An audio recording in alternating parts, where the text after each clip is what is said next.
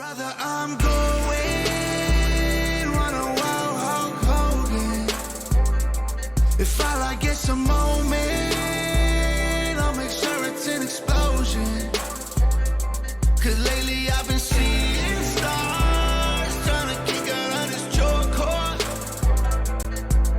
But it's no holds barred, middle fingers like I'm Stone Cold. What is good, ladies and gentlemen? My name's We Too Deep. This is the Slapping Me to Wrestling podcast. Thank you all for tuning in for another episode here. And I know you're wondering one question, and that is, We Too Deep. It's Monday. Why are you releasing an episode? And I'm gonna be honest with you. This was a decision I made over the weekend to record and release this episode on Monday rather than Wednesday. For the because I wanted to talk about, as you could see in the title, we're talking about just one thing. So let's sort of do like the layout of how this show will go. This episode, we have one topic that I came in wanting to talk about, and that is NXT versus AEW tomorrow, Tuesday night. And I want to talk about just the different reactions and narratives that are going to be painted and have been painted leading up to and will be painted after the shows air tomorrow night. And so I wanna address that, and that's solely the main thing that I really want to talk about with this episode. And then we'll dive into Discord community questions and topics. We got 4 of them from DJ Wavy D. Very good topics, and as always, and then we'll end the show talking about the men's little bracket that we're doing for best male wrestler. We started last week. We'll announce the first 4 winners, and then we will move on to the next set of matchups for this week. And so we'll break down those 4 matchups, who the community chose, who I would have chose if I had a vote, and then going from there. Again, we'll move forward. I'm going to go through and announce the winners of this week, and then announce next or last. Announce the winners of last week's, and then I'll announce the matchups for this week. I may not get those graphics up to be voted on the Discord on Monday or Tuesday. It may be until Wednesday before I can get those posted. Just depends on. I mean, it doesn't take all that long to make them and post them, but it just depends on how long it takes to record this and get this posted. I am going to watch Raw tonight. I'll probably be a little behind, but I am going to watch Raw just to see. So we will see. And a lot of why I'm recording this on a Monday is I want to watch NXT live. Typically, I record NXT and then watch it Wednesday on my day off from work. But I'm watching NXT live this week. There's a lot that goes into it. So let's talk about NXT versus AEW. And there's a lot of different ways. There's a lot of different ways you could perceive and interpret this sort of battle. And the first thing we need to come out and say is this is a war. And AEW fans and employees and Tony Khan, y'all can't be shocked at what happens when you guys take shots for 4 years. You've been shooting at WWE for 4 years. You can't be surprised when WWE finally says, you know what, they've been shooting at us for 4 years. we're going to shoot back now. You can't be surprised at that. You really can't. There's no logical explanation why you would be surprised that WWE finally has decided to shoot back. But let's be fair.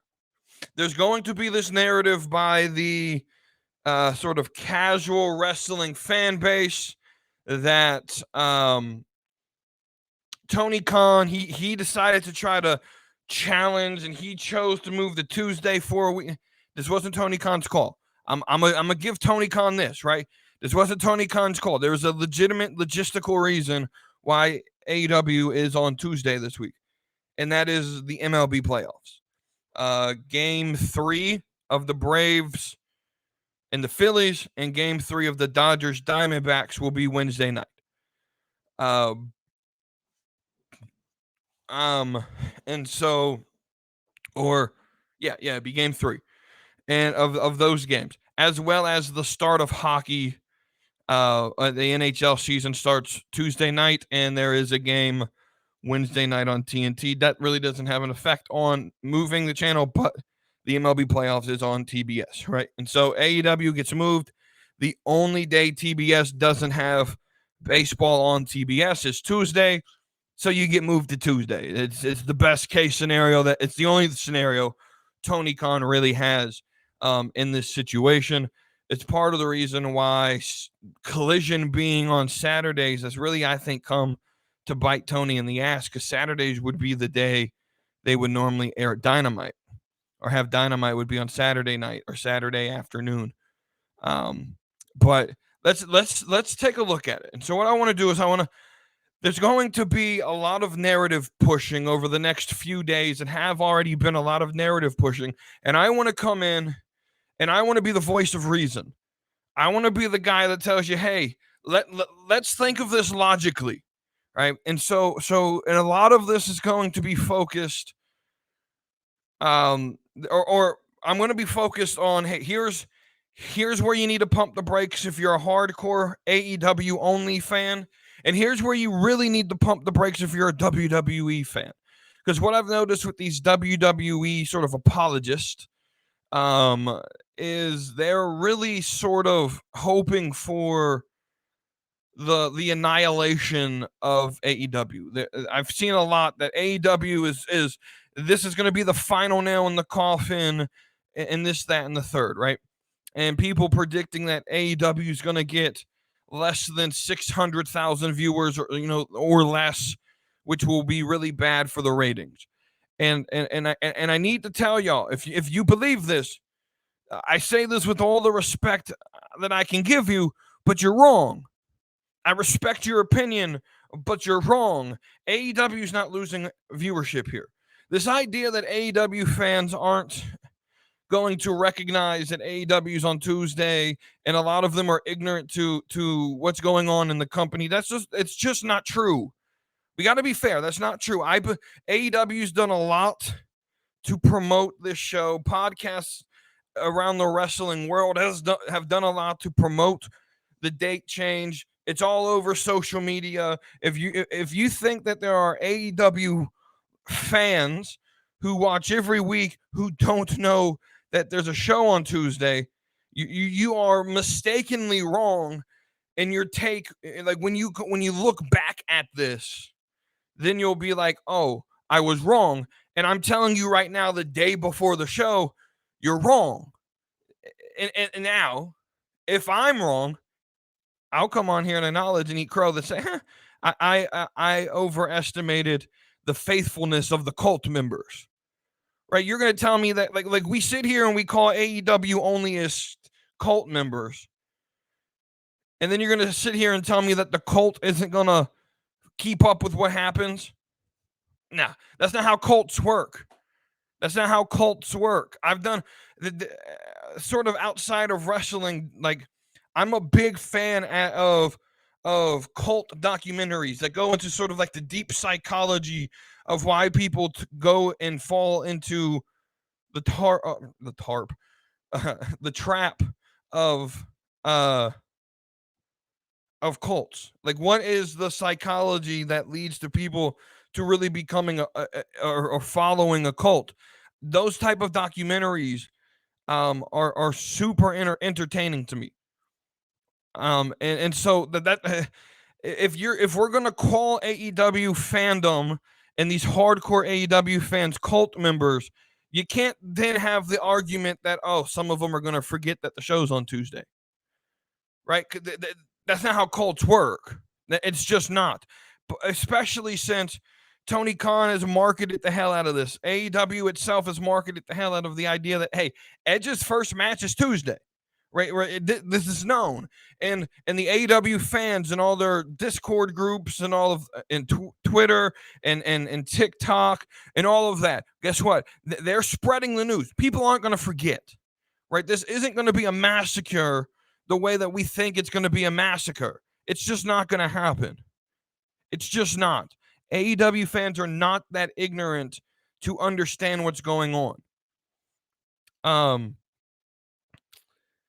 And this isn't going to be one of those things where this isn't the 90s again. This isn't the Monday Night Wars, where in the Monday Night Wars, if something big, if this would have happened during the Monday Night Wars, you would have had to choose, do I watch WCW, who's really just going to put on a normal show, and we'll break down the card, or we'll talk about, the booking of each show here in a minute.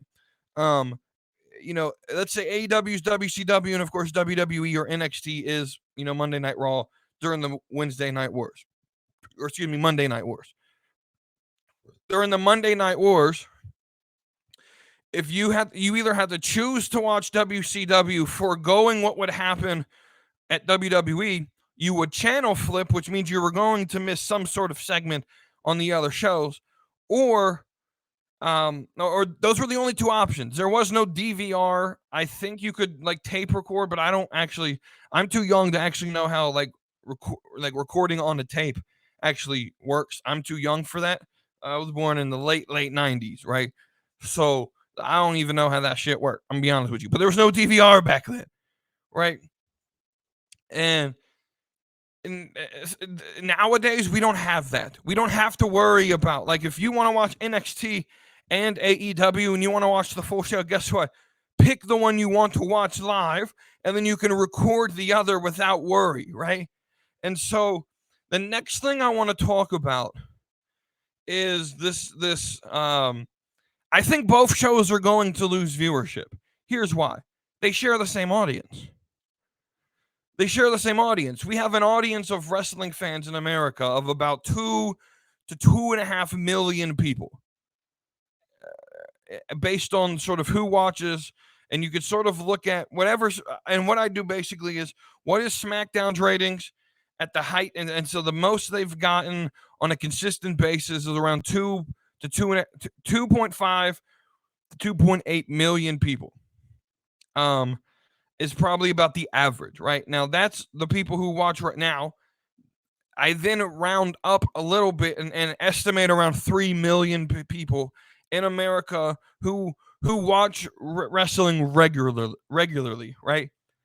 And so, but that audience is split, and really it's shared among Raw, SmackDown, NXT, Dynamite, Collision, right? It's now Dynamite and Rampage is that's AEW only fans, right? The only people watching Rampage and Collision are the hardcore of the hardcore, right? But Dynamite and really NXT until here recently, and we'll talk about their marketing strategy here in a minute, has really been that same fan base that would watch Rampage and Collision. Those would be the same people that would watch NXT. It's the hardcore of the hardcore for your side. Until here recently, when NXT is what they've done, and this goes to my point. This goes to my point that I've been making for several months and probably even up to a year now, that NXT is no longer internally considered developmental. You don't put John Cena on a developmental show. You don't try to go to war with AEW with your developmental show. You just don't. NXT internally is now considered the third brand. And the way that I want to explain this, that doesn't mean that they're equal. in terms of that doesn't mean that NXT and SmackDown in terms of hierarchy are the same. There is a hierarchy. Absolutely. No one's arguing that. No one's arguing that NXT is the A show. No one in their mind would argue that. It's definitely SmackDown, Raw, NXT. But they're equal in terms of NXT is not OVW, and where OVW was developmental, it was right. The biggest thing that really gets on my nerves when people talk about NXT is they're like, oh, we got WWE, right? And they when they say, oh, we have WWE on this day, and then NXT, they sort of separate NXT from the company that it is, right? But when they talk about AEW, now they're talking about all three of their shows, right? For whatever reason, a lot of people, casual and hardcore alike, love to separate NXT from under the fold of WWE. And I think that's what is happening with all this crossover that's been happening for a majority of this year, is that WWE is really trying to put NXT in a place where it is no longer viewed as developmental, but is a third brand. And it's been that way. I believe it's been that way since they left the 2.0 and went back to NXT. I believe that they said, you know what, we're going to go full in on making this the third brand. Around the time Vince sort of left and gave up control of NXT. And so, but but that doesn't necessarily mean that it's going to stop being presented as developmental immediately. You have to sort of work your way up. And that's what they've been doing over the last couple of months, is really just trying to work their way up to being that third brand. And when I say third brand or that third show, I'm going to use an analogy. Analogies always fall apart. There's no perfect analogy. But the analogy that I'm going to use is that of, we'll go to CBS, right? CBS runs FBI.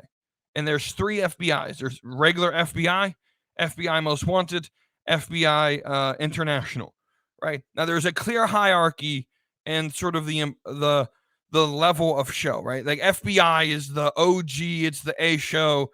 FBI Most Wanted is the B show. FBI International is the newer show and is definitely, third tier, right? And that's why it gets the later, right? FBI gets the 8 p.m. Start time because that's the A show. It's going to get the place. It's going to be placed where people will watch it. If you look at the ratings for it, people tune in at 8, watch FBI. It goes down a little bit for FBI Most Wanted, and it goes down a little bit more for FBI International. Whenever it's on TV, you look at the ratings and eat right, and it's because of people don't want to watch TV for 3 straight hours. A lot of people may not like International. I think it's actually the best, to be honest. But in that same way that I just compared those 3 shows, right? Raw, SmackDown, NXT are in the same way. SmackDown's the A show, right? The Raw's the B show, NXT's the C show. But they're equal. It's no longer, they're equal in terms of, it's not, I have to walk up a ladder. It's now lateral movements. If I get moved from NXT to Raw, it's no longer a call up. It's a lateral movement to a separate brand. That's sort of how I think. And that's the best way I know how to explain my point on that. Right. But you don't put Cena and Paul Heyman. You don't fight the same way. If this is developmental, you have nothing to prove against the A show for AEW. If you really saw this as developmental, you wouldn't go to the lengths they're going to try to win this battle if it was just your developmental show, right? You don't go to the lengths of bringing Becky Lynch down. This is more than just marketing to get eyes, right? This is them trying to create the perception, because perception is reality. This is them trying to create the perception that if Becky Lynch goes to NXT, that means that it's equal to Raw.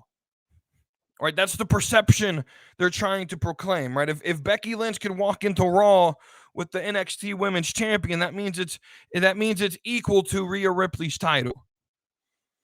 in level of importance, and it's to get eyes on the title and on NXT, absolutely, but it's to also create the perception that this isn't developmental anymore.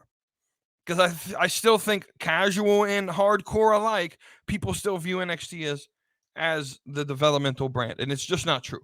But let's talk about these individual shows. It's one individual night, what I'm going to call probably the biggest night in wrestling history since AEW started.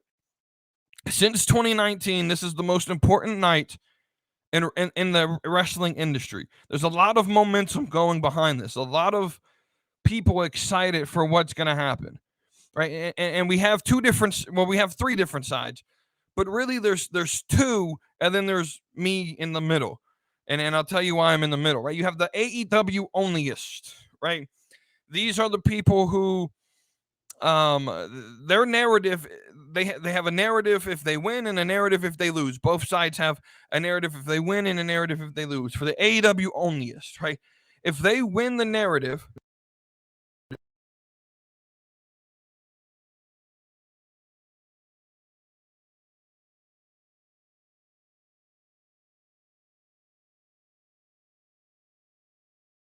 if they, sorry, he had some mic problems there. My apologies.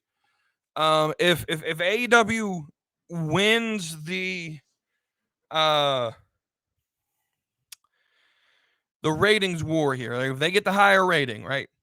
Because that's how people are going to determine it. That's not how I determine it. I determine, based on quality of the show. That's why, like, to me, NXT has always got like 500, 600, 700,000 viewers. And so it's always losing to Raw and SmackDown, but the product's better. So that's why I say it's the best wrestling on the planet, because the product's just better. But that's a subjective measurement. You can actually measure things by the number of viewership, right? So viewership's going to be used to determine who wins this night. And excuse me. So if AEW wins the ratings, the narrative they're going to push, all their fans, the company, I'm already calling it, I'm predicting it. Tell me if I'm right or wrong. Their narrative is going to be, we just beat a stacked NXT. We just beat a stacked NXT. They pulled out all the big guns, and we just did our normal thing, right? Because it's not like AEW's bringing out anyone special. The biggest name is Edge, right? They're doing Moxley versus Rey Fenix again for a title shot. Saraya versus Shida for a title match. Swerve versus Danielson. Edge versus Luchasaurus. And there's two other matches I don't remember. But that's it. It's not like they're coming and bringing on like some special show where they bring out some legend or have like a special night or anything, right? It's a normal episode of AEW. Right, so their narrative, if they win the battle, is going to be, you guys brought out Cena and Heyman and Cody, and you just announced earlier today that the first 30 minutes is going to be commercial free. Y'all pulled out all the big guns. You got all the stuff that you needed to do to try to win, and you still lost, and we didn't even have to try, right? But the narrative, if they lose, is going to basically be the reverse of that. It's going to be, well, you brought out Cena and potentially Undertaker and Cody and Heyman and Asuka, and 30 minutes, no commercial, and we didn't even try, right? You guys overreacted. You guys brought out the big guns, and we didn't try. That's right. And they're gonna play that argument. It's either gonna be a positive or a net, right? They're either gonna use it as justification for why they lost, or they're gonna brag about, saying, oh, you guys did too much and you still lost, right? Now, I got a prediction. AEW has always and will always win these wars. You can't convince me NXT is going to steal enough viewership from AEW, right? No matter who was on the card, NXT. And so it is my opinion that NXT and Triple H and Shawn Michaels overreacted by booking all. I understand the crossover and the narrative that's going to be pushed if NXT wins this is, Our developmental show is what these people are going to use. The casuals, they're going to say our C show, our worst show just beat your A show. It's going to be the narrative. Now, I don't think that's necessarily fair. I don't. I think there's a lot of qualifications that and criteria that go into, like, there's a lot of different factors and situations that go into the viewership, right? And I don't think NXT is going to get 1 million where AEW only hits like 600,000. I don't think that's going to happen. I just don't. I don't think that's going to happen, right? And so I'm at the point to where, what's going to be the narrative if AEW lose it, or if AEW wins? What's NXT's narrative if they lose? What's the fans going to say? Well, it's the C show, right? They're going to, right, and they're going to play. They're going to play flip flop like that. If they lose, oh well, it's the C show. Of course, you guys were supposed to win. But if they win, if NXT wins, the WWE only is going to be like, oh, our C show just beat your A show, right? And everyone's going to play the hypocrite. Everyone's going to flip flop, right? Not me. I'm in the middle, and I'm going to sit here and say this. I think they're both going to probably get the same amount of viewers that they always get. I think NXT may get a little bit more due to Cena and how much they've marketed this, and I think they'll raise a little bit in the ratings from what they normally get. But I don't see AEW losing that much viewership. They've been sitting around 800, 900,000 for majority of the year. I think they sit around that number. I don't think they're going to lose that many viewers. And if it is, and if viewership goes down, it's going to go down for both shows, and it's going to be due not because of the competition of that night in the wrestling world, but because, as I mentioned at the beginning of this segment, the NHL season starts on Tuesday. And so you got some pretty good games. You got the Penguins, which is a big market. They're playing the Blackhawks. And later that night, the Kraken play I think Vegas. And so it's opening night for hockey, and the MLB playoffs are going to be in full swing. I think the Rangers and the Orioles are playing in what could be a potential elimination game, and then the Twins and the Astros are playing game 3, and those are 4 major markets in the world. It's Baltimore, Arlington or Dallas, Texas, Minnesota, and Houston, and those are major markets in the sports world, as well as Texas is a big wrestling market, right? So if I believe viewership's going to go down, I believe AEW is still going to win. I think we need to lower the expectations if we're on the WWE side of what's actually going to happen. I don't think it's going to be this blowout. So to answer the title of the episode, is this the end for AEW? No, it is not. Now, if I'm wrong, I'll eat crow and say, yeah, I was wrong. But here's the thing. I don't want to be wrong. Because there's this thing for the WWE onlyist, right? WWE is the only one allowed to be here. No. That's not fair.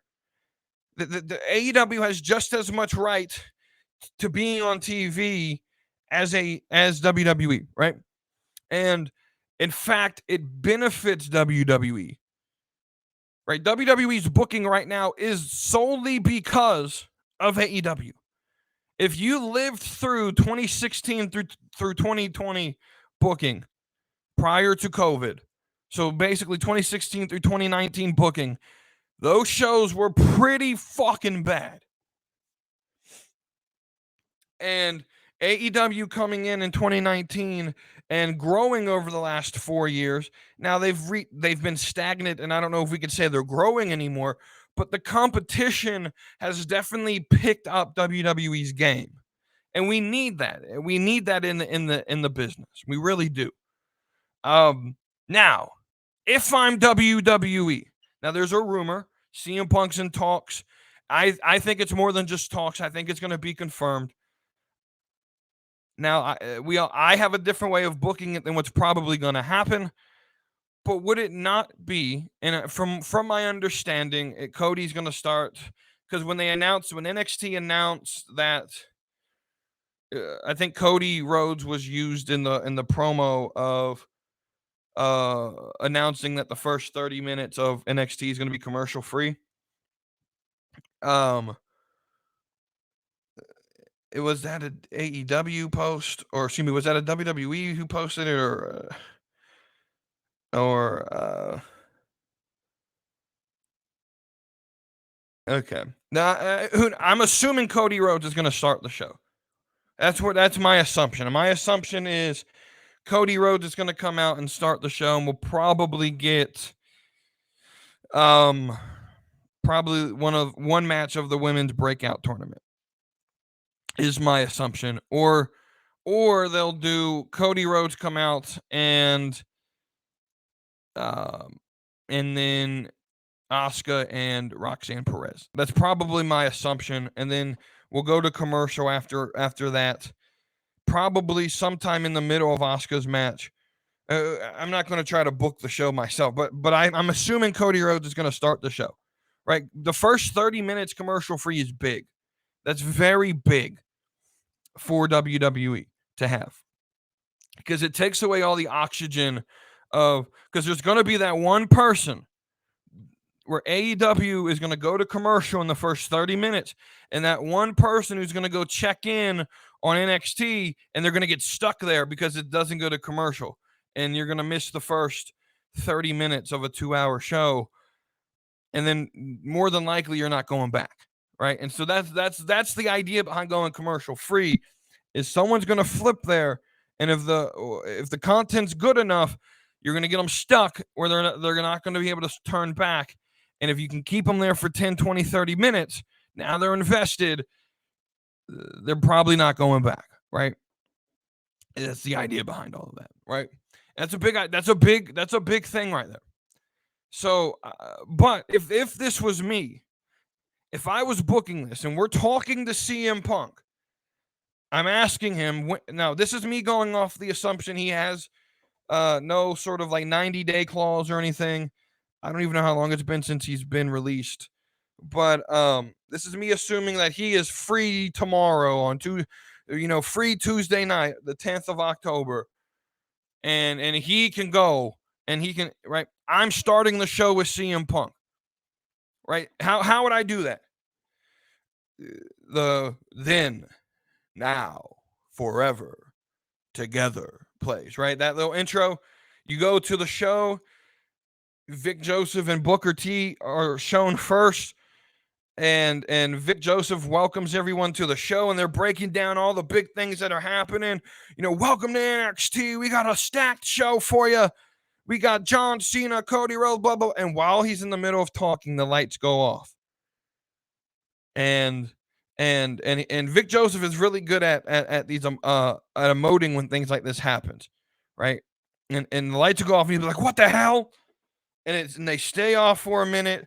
They stay off for a few minutes, and all of a sudden, now for me, there's an argument of what theme song CM Punk should use, and I personally think this Fire Burns is a better song, but for theme music for CM Punk, I think his gimmick fits Cult of Personality.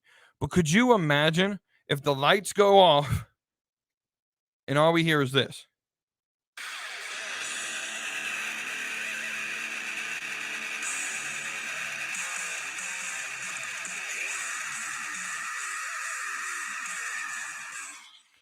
All right, to avoid copyright, we're not going to play anymore, right? Or there's a part, like, I'll play a little bit further down the line. I want to play this part. There's a part like a minute 17 into this song where it goes.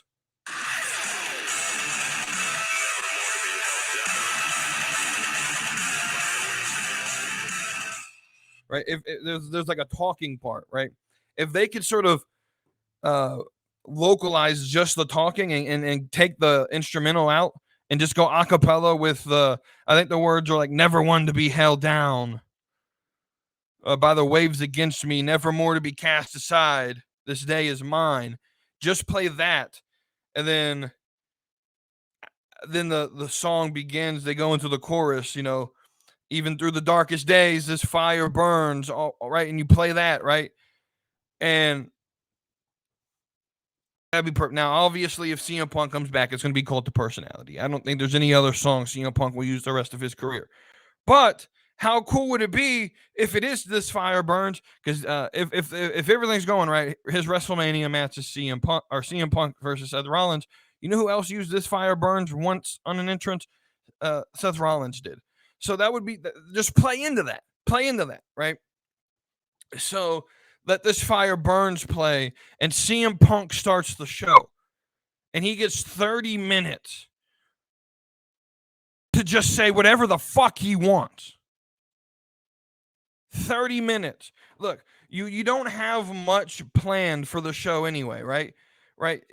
Only matches announced are Braun and Carmelo. The breakout women's tournament. You only need to do one match there. I mean, there's not like you really have to do a lot there, right? So, and then Roxanne versus Asuka. If we just get 3 matches and we get a 30-minute Punk promo and the Undertaker shows up, like is being predicted, that's a good show right there. That's a good show right there. You can't be upset with that, right? So I'm having CM Punk. If we can do it, if there's a way to get it to do, have CM Punk in Orlando tomorrow. Start the show, give them 30 minutes, and say you're commercial free for 30 minutes. You can say whatever you want. Now you got to keep it within our PG rating, but you can say whatever you want. You can talk about whatever you want. Right? Now that's dangerous because he's going to say some things that might get you in trouble. Right? I think that'll be fun. I really do. I think it'll be fun. Right? Get people right off the bat. Because imagine it. 30 minutes. Again, 30 minutes uninterrupted. And you put CM Punk out there first. It's going to spread on social media. People are going to flip over. And 30 minutes commercial free of just CM Punk talking. Or doing something, having a segment. You could start something with CM Punk there. I had the idea of what if CM Punk comes back, he runs this feud with Rollins, and then he brings out the NWO. Or we brought back LWO. What's stopping us from bringing back the NWO? Right? And in the Discord, I posted sort of my poster I created with it of the members I would choose. It'd be led by Punk. I'd have Braun Breaker, Dijak, Karrion Kross, Scarlett, AJ Lee, and Cora Jade in the group. And then if Wardlow comes over, he's the only one I didn't put on the poster because I'm not sure if he'll sign with WWE or not.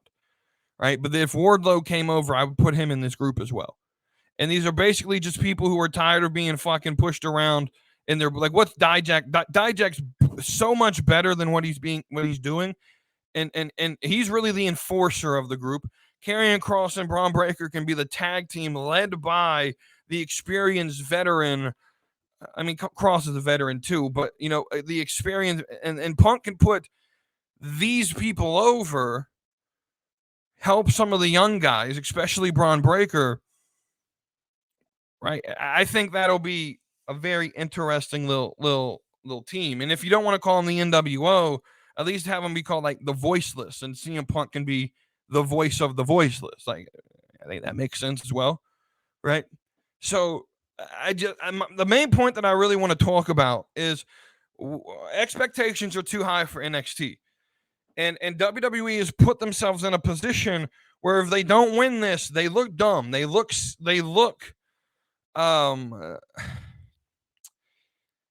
desperate. By bringing Cena and Heyman and Asuka and Cody, this reeks of desperation. It doesn't even need to happen.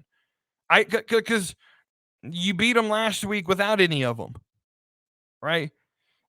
This reeks of desperation.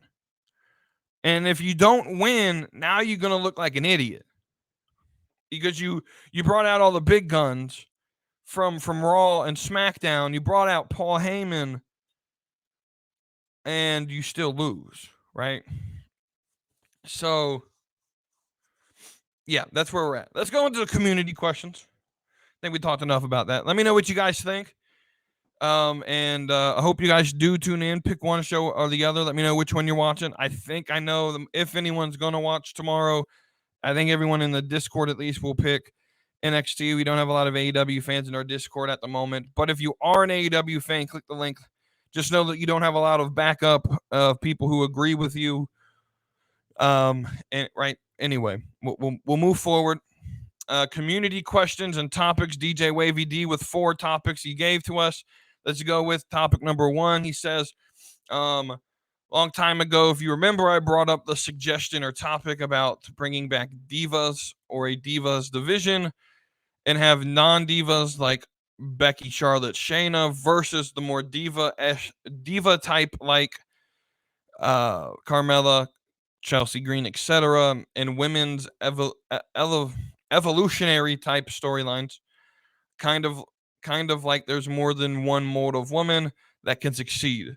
Any further thoughts or so if what you're saying is you want like Chelsea Green as a diva first facing off against Charlotte with the idea of who's better, the non-diva or the diva, I'm not for that. I'm being completely honest. I think that's too complicated.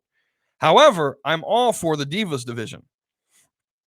I've said on previous episodes that I felt Raw, to make themselves feel unique, should have the Cruiserweight Championship and have the cruiserweights, and all cruiserweights on the roster should be on Raw, and they could, have title matches every single week, and it's something unique about Raw.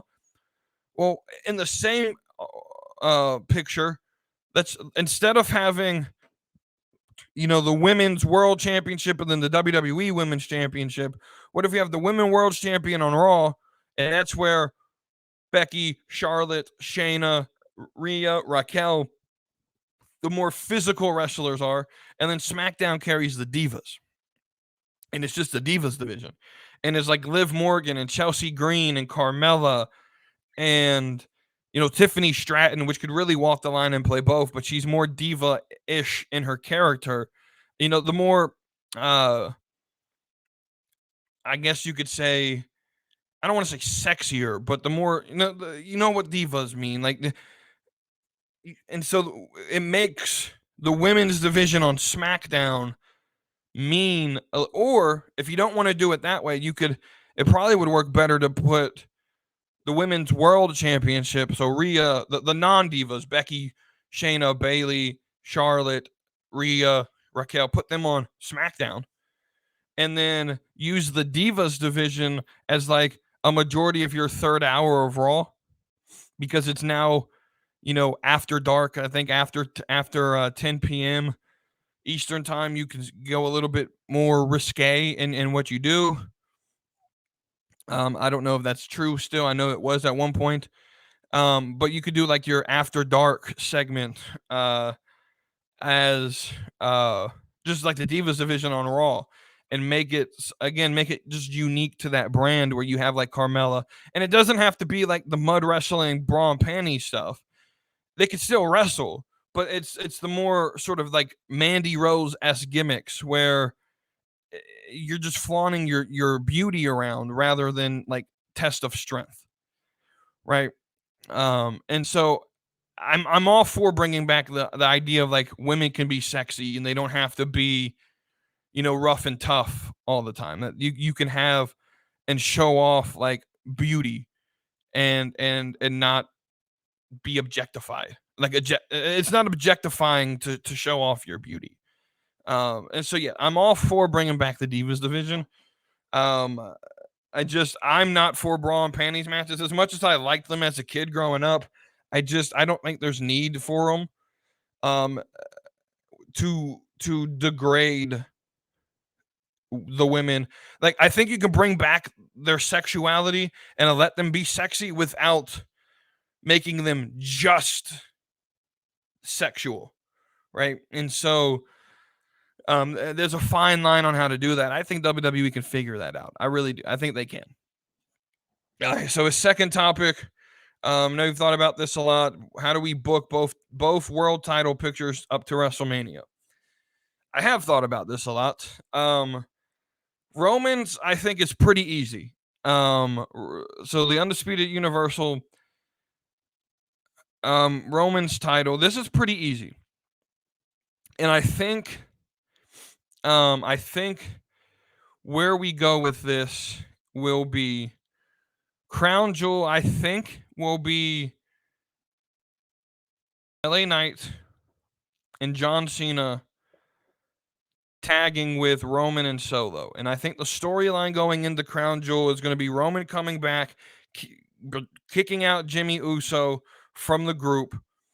What they do with Jimmy, I have no idea. But then Roman's going to say, Solo, we're going to do this match again at Crown Jewel. And I think that sets up LA Knight and Roman Reigns for WrestleMania or for Survivor Series. And it sets up a potential scene. Well, not Survivor Series because that's going to set up the Survivor Series match. And then it's going to set up LA Knight and Roman Reigns, I believe, for Royal Rumble. And set up Cena and Solo for Royal Rumble. And then Roman I think will beat LA Knight at Rumble. Who he faces, I still think I think LA Knight beats Roman at Rumble. With the Rock distracting Roman. LA Knight goes into WrestleMania as champion, where he main events. Or he's not going to main event because Rock versus Roman will main event. And LA Knight will face Solo Sikoa at WrestleMania for the title. What happens? I don't know, but he said just book up to WrestleMania. So I think something along that line will happen.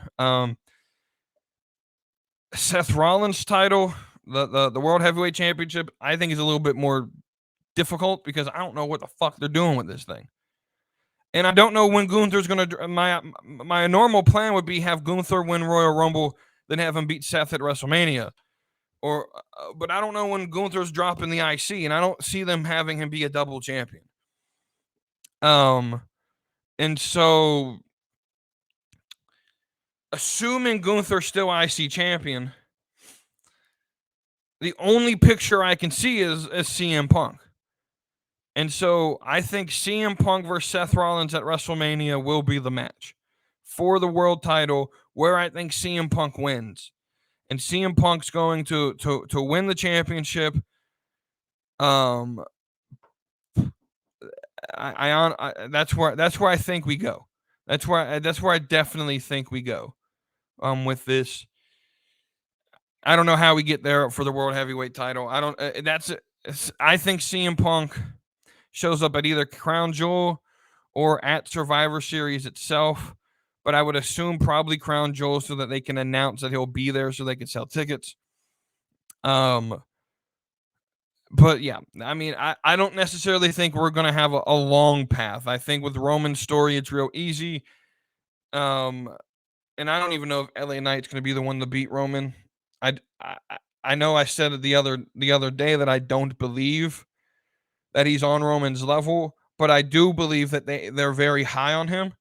And to set up The Rock versus Roman, to have The Rock interfere and have LA Knight win because of an interference, I think it's a little bit more palatable than just having a clean victory. But I think at some point, Solo is going to turn on Roman.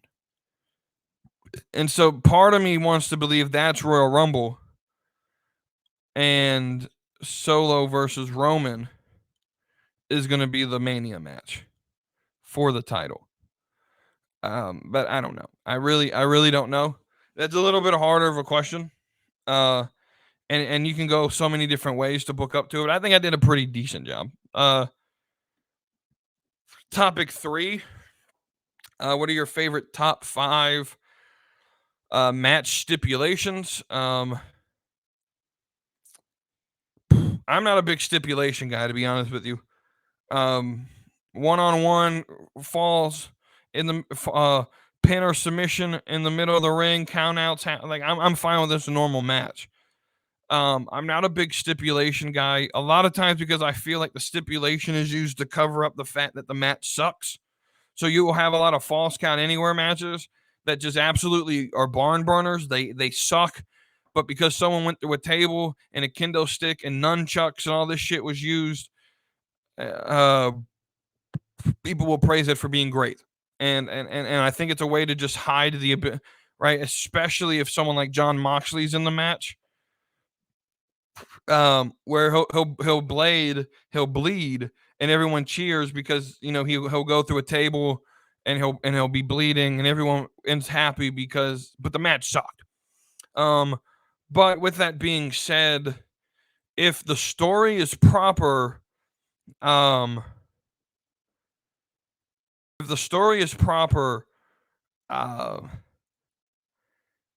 see, the problem is, so are we going to count gimmick matches as stipulations? I don't know if we will. I don't think we will. I don't really have five. First off, I don't even know that many stipulations. Uh, I mean, I do like Falls Count Anywhere matches, and I do like Last Man Standing matches, but the story's got to be right, and you can't lean. You got to put on a good match still. You can't just lean on the stipulation. I'm gonna give you those two, and I may come back on a later episode to give you the final three, but I can't really think of anything else, to be honest with you.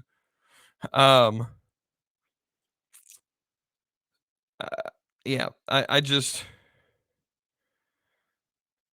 it's not really. I will say this: it's not really a stipulation, but the British Rounds rule match that they do for the Heritage Cup, I love that match. I love that style of match. It's fun. I don't know if we'll count that as a stipulation. Let's go to his last topic. Rattle off 10 to 15 active wrestlers that, if they stopped wrestling today, can make the WWE Hall of Fame based on what they've already done. I should have looked up who's already in the Hall of Fame, but I'll say AJ Styles, Randy Orton. I don't know if Jericho's in or not, but if he's not, Chris Jericho.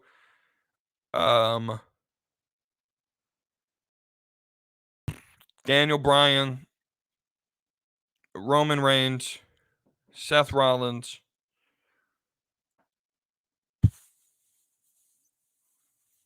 I think Drew McIntyre would make it. Sheamus.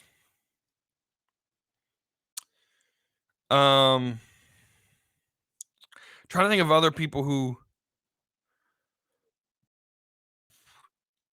I don't know if have I said Moxley yet. Moxley, I think, will get in.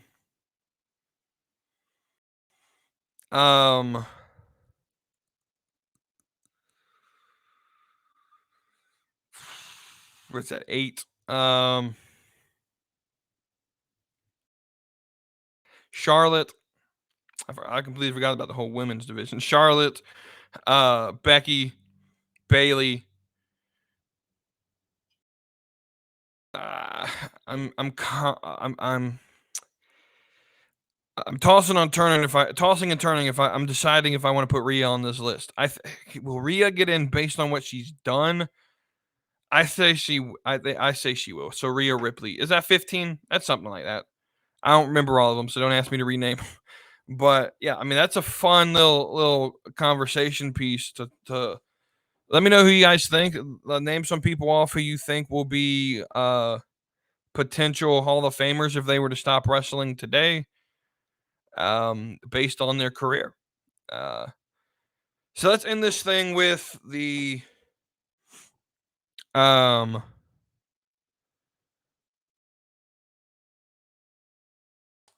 men's bracket here.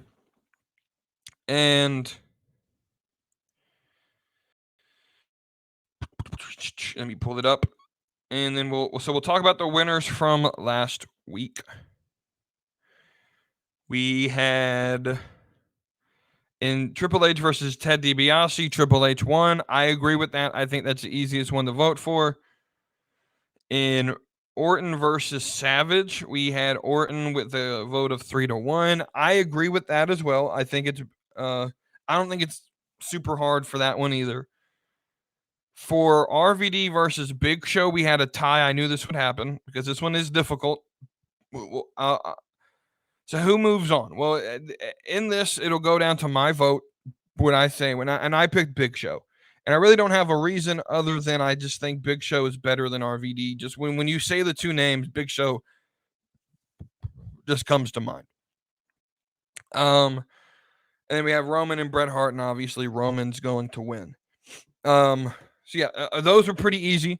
So we'll move to the matchups for this week, where we have Ricky the Dragon Steamboat versus John Cena.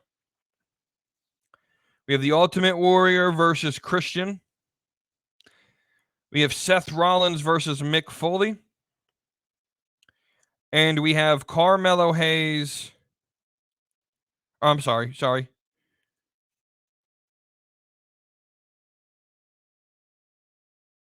Hold on.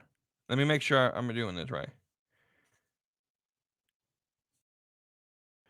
Okay, yeah. No, I did it wrong. I'm a little bit slow. Here. We have, so let's go through these again. You have Ricky Steamboat versus John Cena. Ultimate Warrior versus Christian. Seth Rollins versus Mick Foley. And then Scott Hall versus The Rock. I think most of these are pretty easy. But there's your 4 matchups for the next week of voting. Those will be up soon in the Discord. Other than that, thank y'all for watching. Let me know what you think. Like, share, subscribe, leave a review. Click the link in the description to join the casual community Discord. Leave a review, and slappingmeatwrestling.com for your Slapping Meat Wrestling merch. Thank you for watching, and I will see you next week. Brother, I'm going run a wild Hulk Hogan. If I like, get some moment.